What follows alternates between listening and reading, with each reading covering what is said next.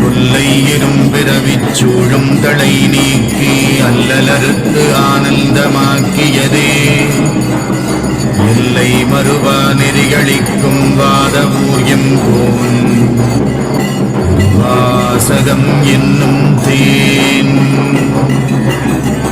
நமச்சிவாய வாழ்க, நாதந்தாள் வாழ்க, இமைப்பொழுதும் என் நெஞ்சில் நீங்காதான் தாழ் வாழ்க. கோகழியாண்ட குருமணி தந்தாள் வாழ்க, ஆகமம் ஆகி நின்று அண்ணிப்பான் தாழ் வாழ்க. ஏகன் அநேகன் இறைவனடி வாழ்க, வேகம் கெடுத்தாண்ட வேந்தனடி வெல்க.